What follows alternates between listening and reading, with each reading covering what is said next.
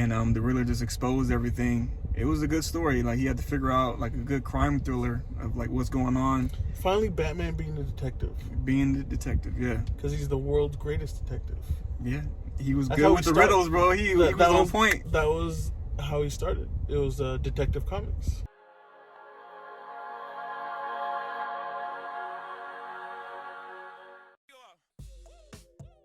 What up, guys? CJ here with Mike, Richie, and we got a new one in the back. You can't see her. There she goes. Richie's daughter is here. We just saw the Batman. Well, first, again, let's go through the regular routine. It's spoiler alerts because we're gonna get into the review of this movie. Yeah, so stop, go watch the movie, come back, like and subscribe because any and all support is greatly appreciated and helps us impact the community. So with all that being said, no cups tonight. Let's just go ahead and dive right into it. Mike gave it a 7 out of 10. Richard, man, what would you give it out of 10? Well, okay, so if Mike gives it a 7 out of 10, that means in our book, CJ, that's like a 9. It's a 9. I'm gonna go with a 9. I gave Spider-Man. I gave Spider-Man No Way Home 9.5 out of 10. I'm gonna give this like a 9.3 out of 10. That's just my opinion. But all right, let's go with what you liked about the movie first before we get into nitpicking. We already heard Mike. Richard, man, what did you like about the movie? You know, things I did like. I did like the Batman suit. I liked how it was more leather than it was rubber. So that was different. I liked how it looked. I liked the idea of how he can see with those camera vision contacts that he could put on. Yeah. I did like Zoe Kravitz. Zoe Kravitz. Yeah, Lenny Kravitz's daughter. Yeah. So I actually did like her as Catwoman. I'm not gonna say she's better than from Michelle Pfeiffer. So that's untouchable. You think so? Yeah. I was gonna say too. There was two competing. Don't mess with my childhood. Yeah. Michelle was really good. Don't mess with my childhood. Yeah. Michelle is queen of Catwoman. Wait, hold on. CJ, you thought she was better than Michelle Pfeiffer? I think she was more realistic because Michelle was like licking herself like a real cat. That was like. Well, because over time it won't age well, but as a more realistic version of her, I would say Zoe. But as far as just performance-wise, it was hand in hand. I don't know. You have to remember that Batman was trying to be more towards like the comic version of Catwoman. So they're gonna throw in there Tim Burton, right? Tim Burton, who has no idea what Batman was. Yeah. But okay, that's my only nitpick for that one. But I did like Zoe. But what else did you like about the movie? I actually liked the story.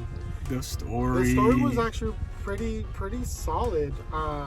This is a villain who's attacking multiple, high members of city council. Very politics respectable people. Yeah, man. The The DA, everybody was corrupt. DA, man. the commissioner, the mayor, Bruce's dad. Yeah, that was the problem. He had some sins there. He had a little bit of dirt, but yeah, go ahead. Well, and that's why they tied it in towards Bruce Wayne, why he would be a target. So yeah, the story was pretty solid. I think the story is what kind of held it up. Otherwise, like some of the acting, you'd be like, it's okay. Like, I'll get into what I didn't like about it, but the story was amazing. I thought the story was really, really good. Had me on the edge of my seat kind of the whole time. It reminded me of when I first watched The Dark Knight, like how I was like on the edge of my seat and was really enjoying it the whole time. I got those vibes from this. For me personally, like the whole time I was hyped for The Dark Knight and for this movie. Yeah, I'll agree in the sense that this movie was beginning to end like pretty entertaining. It didn't feel like a 3-hour movie. Yeah. I didn't feel like it. I thought it went by pretty quick. Yeah, it wasn't like a Zack Snyder where there's some fillers where you're like, bro, you could have cut that out. Yeah. You could have cut this out. But no, the whole time in this, it was good story. It was like nonstop, like you said, entertaining the whole time. Man, I liked Colin Farrell as the Penguin. I thought he did a great job. Like, I'm looking forward to his show. If he has his show, you get to see how he's gonna, I guess, take over power now that Falcone's gone. I'm looking forward to him. I thought I wasn't gonna like him being Penguin, but I liked him. He was entertaining. He was funny. He was good. Something that, for me, the soundtrack, like the music, like the theme, it was pretty dope. I agree. Yeah, all the music did it fit for like the vibe of the movie. I thought it was great. For a movie that's like really dark, like even the day scenes just didn't seem like day scenes. It was just the whole tone of the movie was just really dark. Like melancholy, like really. Which, you know, would warrant a good Batman movie.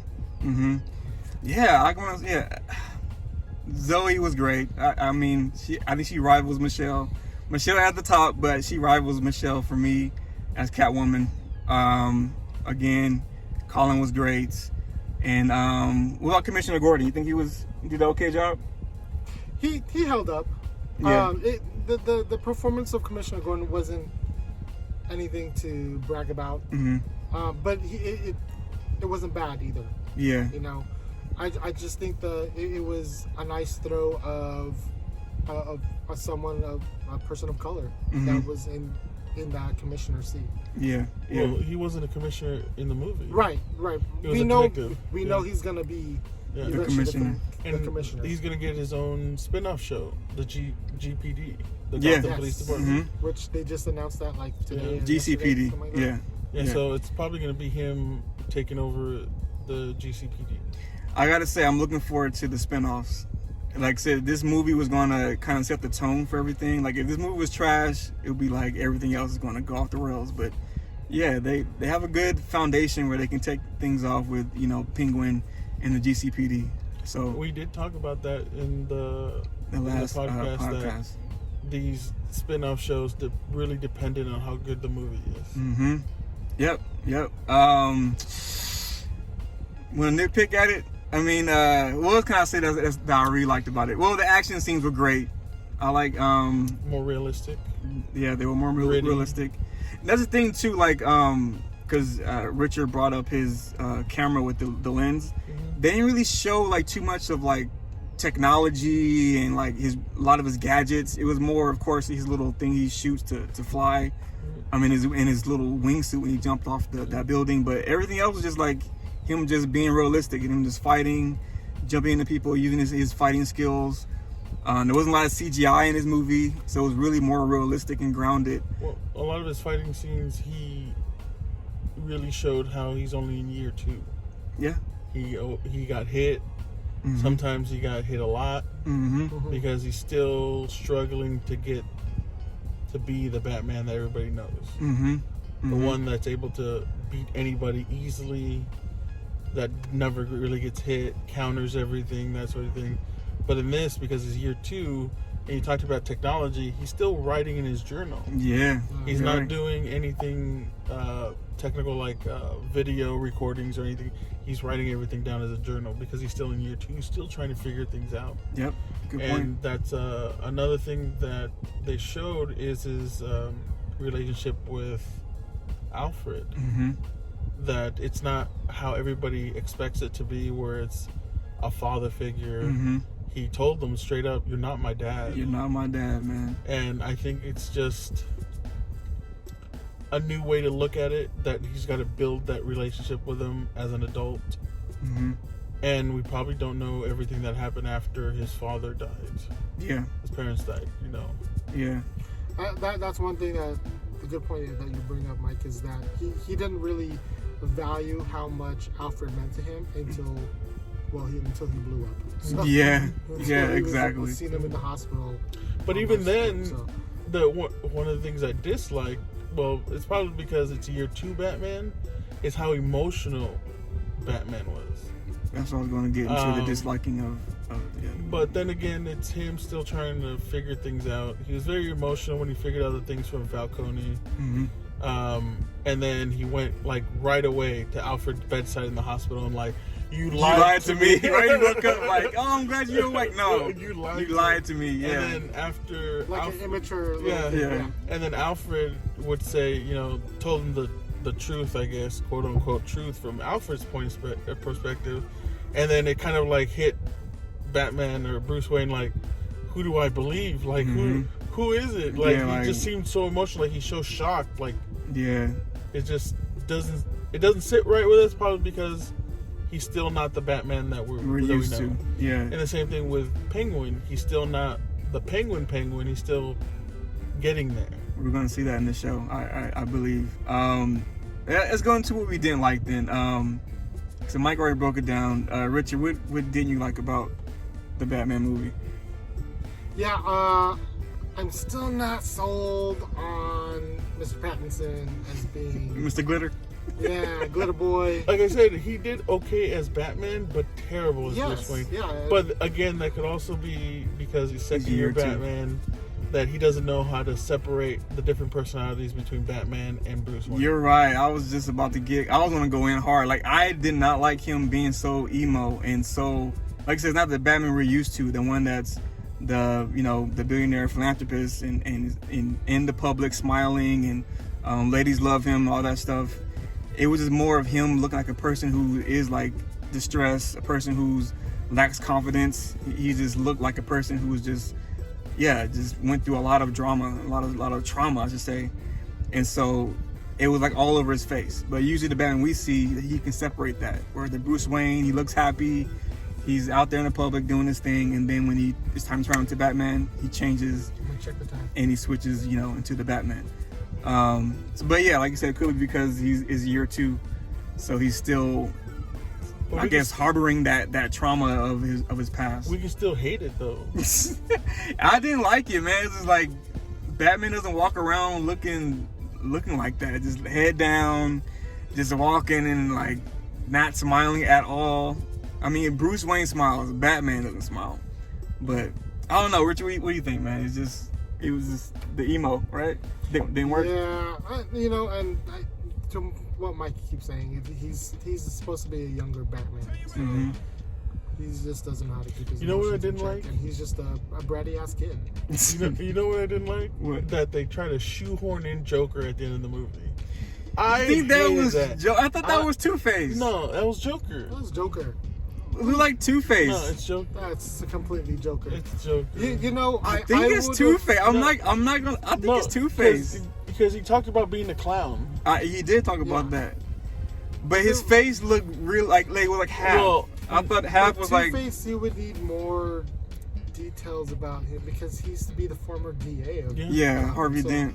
So, to throw if it was Two-Face, just to throw him in there already in jail, I think that just wouldn't make sense. Okay, now it makes more sense. I was like, why is he already Two-Face when, we're supposed to... I might have an answer to that because the story arc that they're going through is it's a newer one after the New 52 where something happens to Gotham, it goes to crap like it did in the movie, and it's because of the Riddler. And Batman, it's year 1 Batman, or year 0 is what they call it. And that's exactly what happens. Gotham goes to crap where everything gets overgrown. The police aren't there yet. The army has to come in, and Batman and all these has to take care of the city without any backup from the GCPD because there's nobody backup for them. And then it goes into arcs like Court of Owls, City of Owls. Court of Owls would be dope. And then it goes into one of my favorite arcs, which is Death of the Family. So if they're going down that route, that'd be awesome. But that's a lot. That's a lot to get into. That means that there's got to be at least 3-4 movies out there. He said he wants to do a trilogy. They said in an interview, he said they potentially signed up for a trilogy. He said he hopes it happens. So definitely they're gonna build a whole story arc. But if that's a Joker, why did you not introduce the Joker that way? And I think, if I'm not mistaken, there's an interview that just recently happened where even the director said that it was. That's horrible. And the actor is the same guy who played Druid in Eternals. Oh, so he's crossing over to DC. He crossed over. I was telling CJ this with that scene. I would have liked it better as an end credit scene. Because at least with an end credit scene, it just kind of leaves you hanging just a little bit. Yeah. And definitely a hell of a lot more worth of a wait than just for an end credit scene that says it old Apple typing. Goodbye. Yeah. Goodbye. Well, right after that, it flashes the URL for elratatata.com. I don't think we were just laughing about. I recorded it, so. So yeah, it really quickly flashes the URL for www.elratatata.com. Okay. Well, if you guys... Yeah, what was that tie into? Well, if you guys didn't even know, before this movie came out, that URL was flashed. And people went to it, and it was leading up to the movie. It was setting out little riddles that lead up to the movie. And after the movie started, it started doing riddles from the movie. And now, apparently, it's got more stuff that's going to be there. Kind of like how they're going to tie in other things. Yeah. So Marketing-wise, that's pretty cool. You get a little bit more. You remember that they did that in Cloverfield? I don't remember. You don't remember that? The first Cloverfield or the... Yeah, the very first one where everything was like hush-hush. They had websites that people go to put together clues and stuff like that. But they did this before. Yeah. You guys remember that Cloverfield, that whole marketing campaign? Let us know. Is that also a Sam Raimi movie? No, it's not. No, I don't think so. No, it's JJ. No, yeah, it's J.J. JJ Abrams, yeah. But yeah, that whole it did feel like an end credit scene. Like it was really, really forced. Like it didn't flow with the movie. Like especially the laughing was just stupid. Because it's a joke. But I don't like that. But that's what I'm saying. Yeah, that was if dumb. they're gonna go after villains, they shouldn't go after that same villain every time everybody wants to do. They should do the other rogues. Yes, The please, not the Bane, same ones. Poison Ivy. We still haven't got Clayface yet. We Clayface, never got Clayface. that would be great. Like they already did the Penguin, which I love Penguin. Oswald Cobblepot's awesome, and I really like how Colin Farrell did him more like a mobster.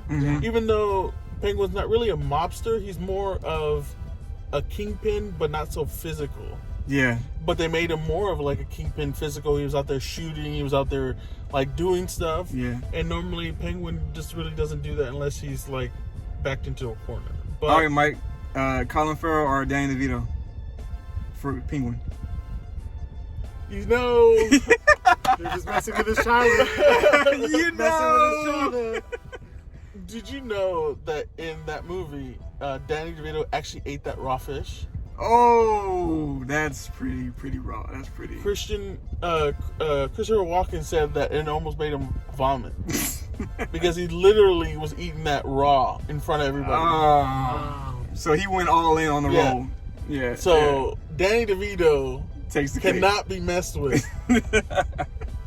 Oh yeah, Danny was pretty dope as Penguin though. He's like, I like A he was different really good. type of penguin, more like cartoony, you know, because he was actually a penguin. Like, Yeah, he was trying to be a penguin. He's trying to do all this little stuff. hands. By Penguin. Yeah. Just kinda, So it's different, but Danny DeVito Penguin is still like top tier one of those things. just Yeah. like Michelle Pfeiffer. Michelle That's right. Pfeiffer. Exactly. She was dope. One thing I didn't like, and this is kind of like what I was expecting, because I always want to see a different version on how the Waynes died. You know, maybe People get so mad about maybe that. some but yeah. people don't want to see that Yeah. because we already know how they died, but just to get a different version or Different take vision. on it. Yeah. of it, from a director. You know, it's But that's funny that's exactly how people felt about Ben Parker dying. And in the new Spider-Man trilogy, you never see him die. Mm-hmm. You never see it. Yeah, You never see, but he is dead. Mm-hmm. But Yeah. you never see it. You never see it. And this one, they didn't show his parents dying, but they talked about it. And another quick thing that happened when they were talking about his parents, the issues, and it said that there was a reporter named Elliot Thomas, right, or Thomas Elliot, one of the two. And then they put that he gave him hush money, and they wrote Hush. Hush is a very, very great graphic novel by a Batman art. Yeah. And the villain Who is it? is Is it Riddler? No. it's Thomas Elliot. Ah. Because I I remember haven't read it yet. I have it, but I the haven't read name of the villain who displays himself as Batman's brother that he never knew about. His name was Thomas Elliot. He was also a doctor. But in this movie, I think they swapped it. It was Elliot Thomas, the reporter's name. It was one of the, it was either one. It's either Elliot Thomas and then Thomas Elliot. It was play on the names, yeah. Play on the name, and then right after they said Hush. And it was funny because the same thing happened kind of to how he said that he was his brother. His mom had an illegitimate child, and they didn't want it, so they put it in an orphanage and left him there. Yeah. And that's how he told Batman that, oh, I'm your brother, blah, blah, blah. Batman was like, my parents would never do that, blah, blah, blah. And then it goes down this rabbit hole of like, oh, your parents would, lies. Yeah. And that was one of the famous graphic novels called Hush. I heard it was great. I heard you said the cartoon or the animated movie is terrible. Yeah, it was right. DC and his animated movies have been terrible this last few So years. wait, so with Batman's mom, Bruce Wayne's mom, Martha, was she like that before, or in the comics where when her parents died or something? She was or the mom killed her dad. Like a murder suicide. Is that something new, or is that something from the comics? New, especially coming from like Hush, where they talked about like the sins and the lies from the family. So yes and no, but not a lot of people know that. They just used to the whole. His dad was a pacifist, like a doctor, billionaire. He did everything for the city. He did all this stuff and was a saint. Yeah. And the mom was just, the mom. Yeah. So it never really went down her history or past. They never really, because they always died. Yeah. I thought it was like I said, the story was great. It was a great story of how, like I said, the sins of your father, people have a past, everyone has some kind of dirt on them, and the Riddler just exposed everything. It was a good story. Like, he had to figure out like a good crime thriller of like what's going on. Finally, Batman being the detective. Yeah. Because he's the world's greatest detective. Yeah. He was good with the riddles, bro. He was on point. That was how he started. It was Detective Comics. Yep.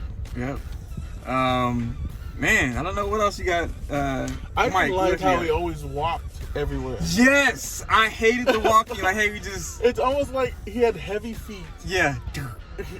And the way he just parsed himself was like, dude, just walk regular. Like, you can walk like you're a scary person or something. Or even then, it wasn't scary. It was just weird to me. I hated that too. You're right. It was supposed to be intimidating. Yeah, it was not intimidating, bro. It was just like weird. Like, who is this guy? Like even everybody else around him were like, why are you here, man? Why is he glittering? Yeah. Even him as just Bruce Wayne, he was walking weird. Like, I hated that. I hated the way he was walking around everywhere and just looked, like I said, so down and just not confident about anything. It's like, man, pick up, bro. Like, pick your head up. Come on, man. But what else? It's just other than Robert Pattinson, I really the casting was actually pretty on point. I love the cast, man. Really good notable names. Peter Skarsgård as the DA and John Turturro as Falcone. Falcone was good, man. Colin Farrell. I kind of thought that was a weird one. Him being Falcone? Yeah, because I could just think of the only character I could think of him playing is Transformers. Goofy cop. Yeah, that's all I can think of. I'm like, how is he gonna play the top mobster here? Yeah, he was pretty good. I liked him, man. And that was a twist too of him being Selena Kyle's dad. Yeah. Was that in the comics or no? Biological dad. Yeah. Yeah, that was pretty good twist. I like her, man. I like her as Catwoman. Lila, what'd you think about her as Catwoman? You like Zoe? Yeah, she was good. Man. Thumbs up. I like it. Online, there was something about the women really liked her. As being Catwoman, like they were like all in awe of her, and she did a great job. She's very attractive. She's very attractive. Yeah. She's I want to see Michelle's portrayal again, because I remember her being as skilled as Zoe in fighting. Stay away from my childhood, CJ. I don't remember her being like fighting like that. Zoe was a beast, man. But no, because remember, you have to go back, but in Batman Returns, Selena Kyle was this like nerdy secretary. Mm-hmm. And then she fell, and all these cats gave her life. Yeah. You know what I didn't like? What? That the Riddler just took a lot of the stuff from Heath Ledger's Joker. I talked about it in my tweet. And Like the way it literally everything about it. The camera work, the camera work was the a lot theatrics, from that. Yeah. the way he changed his voice Yeah. for a different tones and what he's talked about, and just creating chaos, just like Heath Ledger's Joker did. Yeah. It's basically the same thing. Yeah. Yeah. Text? We're gonna take time to go. It's time to go. All right, guys. Let us know what you guys think about the review about the Batman. Again, thanks for watching. Tune in next time. Peace out.